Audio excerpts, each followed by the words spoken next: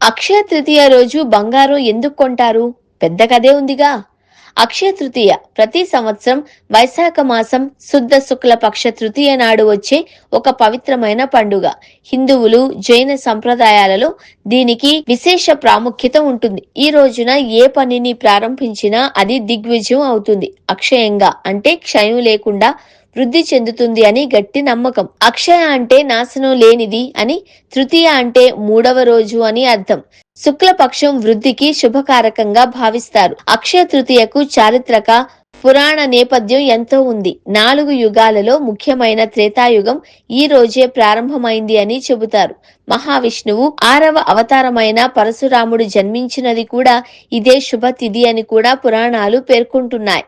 వేదవ్యాసుడు గణపతి సహాయంతో మహాభారతాన్ని రచించడం మొదలుపెట్టింది అక్షయ తృతీయ రోజునే. శ్రీకృష్ణుడు తన చిన్ననాటి స్నేహితుడైన సుధాముని కలుసుకున్న రోజు కూడా ఇదే. భగీరథుని ప్రయత్నంతో పవిత్ర గంగా నది భూమిపై ప్రవహించడం ప్రారంభించిన సమయం. అలాగే పాండవులు వనవాసంలో ఉండగా ద్రౌపదికి అక్షయ పాత్ర సిద్ధించిన రోజు కూడా ఈ తృతీయను చెబుతారు. అక్షయ పాత్ర అంటే ఎన్నటికీ తరగని ఆహారాన్ని అందించేది, కోరుకున్న వస్తువులను అనుగ్రహించేది అని అర్థం. ఈ పవిత్రమైన రోజున పుణ్యతీర్థాల సందర్శనం, పుణ్య స్నానాలు చేయడం, ఉపవాసాలు ఉండడం అనాదిగా వస్తున్న ఆచారం.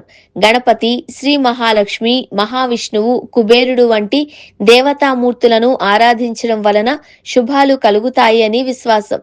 వివాహాది శుభకార్యాలకు, గృహప్రవేశాలకు, కొత్త వ్యాపారాలు ప్రారంభించడానికి, స్థలాలు కొనుగోలు చేయడానికి అక్షయ తృతీయ అత్యంత అనుకూలమైనదిగా పరిగణిస్తారు. అక్షయ తృతీయ రోజున బంగారం కొనుగోలు చేయడం ఒక ప్రధాన ఆచారంగా మారింది. ఇది చాలా మందికి వచ్చే సందేహం. కనీసం పిసరంత బంగారం కొనుగోలు చేస్తే ఇంట్లో సిరి సంపదలు తొలతూగుతాయి అని తరతరాలుగా వస్తున్న నమ్మకం. భారతీయులు బంగారాన్ని లక్ష్మీదేవి స్వరూపంగా భావిస్తారు కాబట్టి దానిని శుభప్రదంగా చూస్తారు. పూజల్లో బంగారాన్ని ఉంచి ఆరాధించడం కూడా జరుగుతుంది. అక్షయ తృతీయ నాడు అత్యంత శుభప్రదమైన ముహూర్తంలో బంగారం కొనుగోలు చేయడం వల్ల ఇంట్లో శుభాలు, ఐశ్వర్య వృద్ధి జరుగుతాయి అని నమ్ముతారు.